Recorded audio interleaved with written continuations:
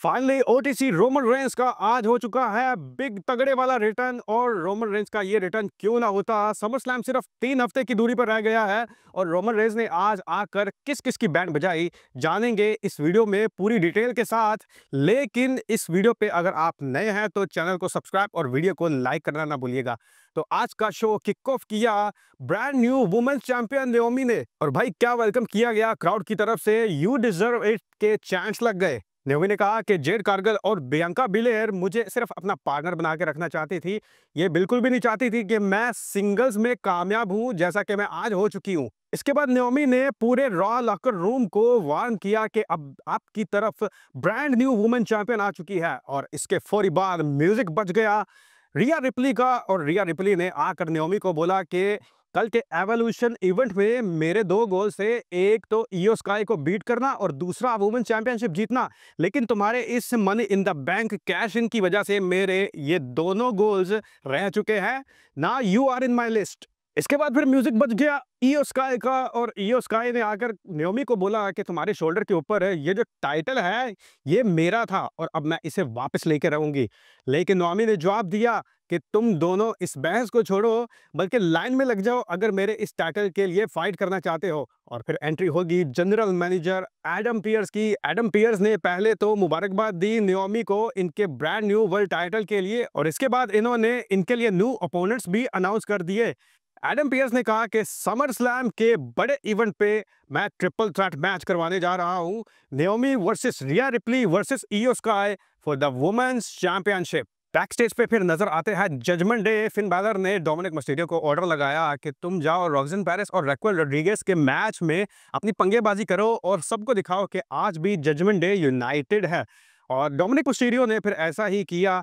रॉक्सन Paris और रैक्वेल Rodriguez का match था कायरी सेन और ऑस्का के साथ। डोमिनिक मिस्टीरियो ने फिर मल्टीपल इंटरप्शंस की जिसकी वजह से रैक्वेल रोड्रिगेज और रॉक्सन पेरिस मैच जीतने में कामयाब हो गई। बैक स्टेज पे फिर इंटरव्यू होता है पॉल हेमन का, इनके साथ ब्रॉन्सन रीड और ब्रॉन ब्रेकर भी होते हैं। तो इनसे सवाल किया जाता है कि सेथ रॉलिंस की क्या हेल्थ अपडेट है। तो पॉल हेमन ने जवाब दिया कि मेरे पास इसका कोई भी जवाब नहीं है, लेकिन मैं इतना बता दूं कि ये जो money in the bank brief case है, इसका सेथ रॉलिंस के पास 2026 के जून में कैश इन करने का टाइम है। तो भाई पॉल हेमन के इस जवाब से एक चीज तो वाज़ेह नजर आ रही है कि सेथ रॉलिंस इसको रिलिंक्विश नहीं करने वाले।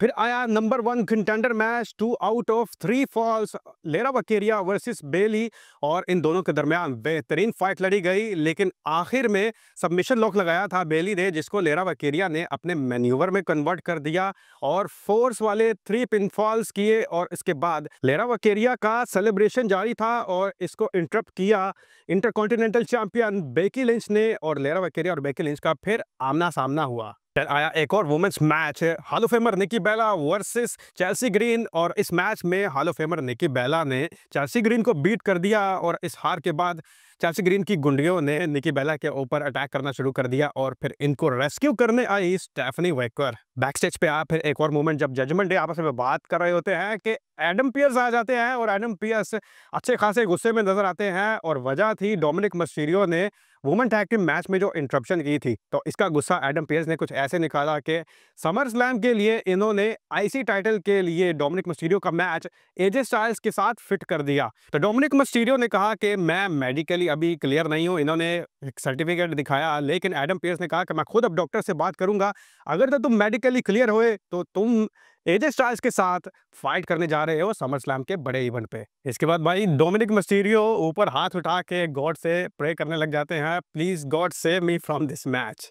इसके बाद आया major segment, world heavyweight champion Gunther आए और इन्होंने आकर कहा कि मैंने सैटरडे नाइट मेन इवेंट में गोल्डबर्ग जैसे सुपरस्टार को रेसलिंग की दुनिया से बाहर कर दिया है, अब मेरा राज है। लेकिन सवाल ये है कि हु इज नेक्स्ट। तो गोल्डबर्ग को टॉन्ट करते हुए इन्होंने ये लफ्ज बोला, और फिर म्यूजिक बज गया ब्रॉन ब्रेकर का। पॉल हेमन और ब्रॉन ब्रेकर रिंग में आए तो पॉल हेमन जैसे ही बोलने वाले थे तो गुंथर ने कहा कि पॉल यहीं पे रुक जाओ, तुम जो कुछ भी बोलना चाहते हो मैं तुम्हें बिल्कुल भी सुनने में इंटरेस्टेड नहीं हूं, तो बेहतर मेरे लिए यही है कि मैं ये रिंग छोड़ के जा रहा हूं। जैसे ही गुंथर जाने लगते हैं तो ब्रॉन ब्रेकर इनका रास्ता रोक देते हैं। तो क्या आइकॉनिक कन्फ्रंटेशन था इन दोनों के दरमियान। और फिर पॉल हेमन बोल पड़े, आज होगा गॉनलेट मैच और इस गॉनलेट मैच को ब्रॉन ब्रेकर विन करेगा और इस विनिंग के बाद ये क्वालिफाई कर जाएगा समर स्लैम के लिए और सामना करेगा तुम्हारे वर्ल्ड हैवीवेट चैंपियनशिप टाइटल के लिए। और ये सिर्फ सामना ही नहीं करेगा बल्कि तुम्हें बीट करके न्यू वर्ल्ड चैंपियन बनेगा, क्योंकि Bron Breakker is now next big thing. इस सब के बाद ब्रॉन ब्रेकर ने फिर गुंथर का रास्ता छोड़ दिया और इनको रिंग से बाहर जाने का रास्ता दिया और फिर ऑफिशियली गॉनलेट मैच शुरू हुआ। पेंटा की एंट्री हुई। पेंटा और ब्रॉन ब्रेकर की अच्छी खासी फाइट हुई, लेकिन आखिर में जब एक फ्लाइंग मूव लगा रहे थे तो ब्रॉन ब्रेकर ने पेंटा की पसलियों में जोरदार स्पीयर लगाया और फिर पेंटा हिल ना पाए। 3 काउंट्स हुए और पेंटा बाहर हो गए। द म्यूजिक बजा एलए नाइट का। एलए नाइट भी आए, लेकिन एलए नाइट को भी स्पीयर लगा ब्रॉन ब्रेकर की तरफ से अच्छी फाइट के बाद और एलए नाइट भी बाहर हो गए। जिसके बाद एंट्री हुई जे उसो की। जे उसो के साथ भी इनकी अच्छी खासी फाइट जारी थी। एक टाइम आया जब रिंग रोप्स के कॉर्नर पे जे उसो चढ़े हुए थे तो ब्रॉनसन रीड की एंट्री हो गई और इन्होंने जे उसो को धक्का दे दिया।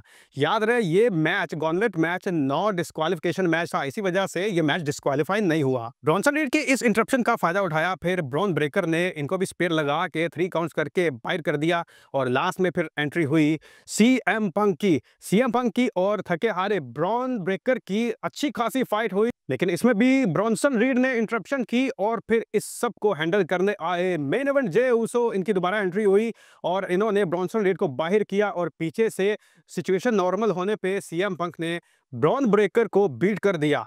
तो सीएम पंक बन गए number 1 contender for the world heavyweight championship और इनका सामना होगा अब गुंथर के साथ समर स्लैम के मौका पर। और इनका सेलिब्रेशन जारी था कि पीछे से ब्रॉनसन रीड ने गुस्सा निकालने के लिए दोबारा से सीएम पंक के ऊपर अटैक कर दिया। जे उसो भी आ गए, लेकिन ब्रॉनसन रीड और ब्रॉन ब्रेकर दोनों सीएम पंक और जे उसो पे भारी पड़ गए। और फिर हुआ बड़ा रिटर्न। रोमन रेंस का म्यूजिक बज गया और Bron Breakker, Paul Heyman, Bronson Reed तीनों हक्के बक्के रह गए और स्टेडियम में तूफान सा आ गया। रोमन रेंस भागते आए और इन्होंने आते ही रिंग रोप पे खड़े हुए ब्रॉनसन रीड को झटका दिया सुपरमैन पंच का और समोवन ड्रॉप का और फिर जोरदार स्पीयर लगाया ब्रॉन ब्रेकर को। इनको रिंग से बाहर करने के बाद गिरे हुए अपने कजन जे उसो को इन्होंने हाथ में हाथ डालकर खड़ा किया। दूसरी तरफ सीएम पंक भी गिरे हुए थे और इन्होंने भी रोमन रेंस की तरफ इशारा किया कि मुझे भी उठाओ, लेकिन रोमन रेंस ने इनको नहीं उठाया और इन्होंने इशारा दिया कि मैं अपने कजन चे उज़ो को बचाने आया हूँ, ना कि तुमको। लग तो ऐसा ही रहा था। बाकी इन्हीं मोमेंट्स के साथ आज का Monday night raw the and हुआ। तो आपकी इस सब को लेके क्या राय है कमेंट बॉक्स में ज़रूर शेयर कीजिए। मिलते हैं अगले वीडियो में। सी यू नेक्स्ट टाइम।